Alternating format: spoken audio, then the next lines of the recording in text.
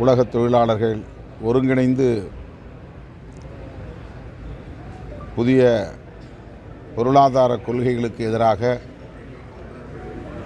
ஏகாதிபத்திய சுரண்டலுக்கு எதிராக போராட வேண்டும் என்பதுதான் இன்றைய தேவையாக இருக்கிறது என்பதை விடுதலை சிறுத்தைகள் கட்சி சுட்டிக்காட்ட விரும்புகிறது.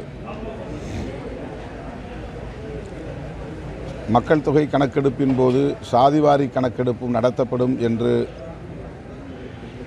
இந்திய ஒன்றிய அமைச்சரவை முடிவு செய்திருக்கிறது.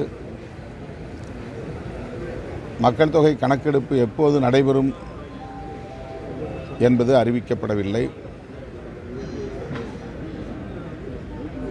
தேர்ந்தெடுக்கப்பட்டிருக்கிற பாஜக அரசு 2029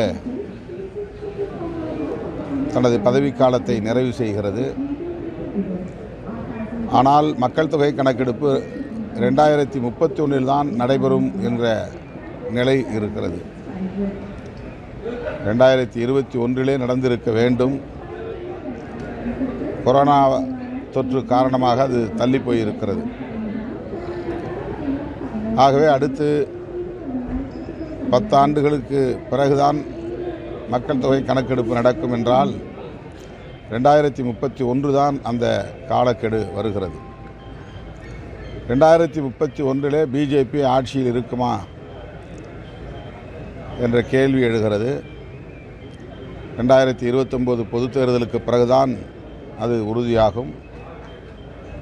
இந்த நிலையில் இப்போதே இவர்கள் இந்த அறிவிப்பை செய்திருப்பது ஒரு கண்துடைப்பாகத்தான் தெரிகிறது. பீகாரில் நடைபெறவுள்ள சட்டப்பேரவை பொதுத் தேர்தலில் சாதிவாரி கணக்கெடுப்பு முதன்மையான பேசுபடு பொருளாக மாறியிருக்கிறது. குறிப்பாக காங்கிரஸ் கட்சி தலைவர் ராகுல் காந்தி அவர்கள் சாதிவாரி கணக்கெடுப்பை முன்னிறுத்தி பரப்புரை மேற்கொண்டு வருகிறார். இந்தியா கூட்டணியில் உள்ள அனைத்து எதிர்க்கட்சிகளும் சாதிவாரி கணக்கெடுப்பை வலியுறுத்தி வருகின்றன. இந்த நிலையில் தேர்தல் ஆதாயம் கருதி இந்த நிலைப்பாட்டை அமைச்சரவையின் மூலம் பாஜக அரசு அறிவித்திருக்கிறது.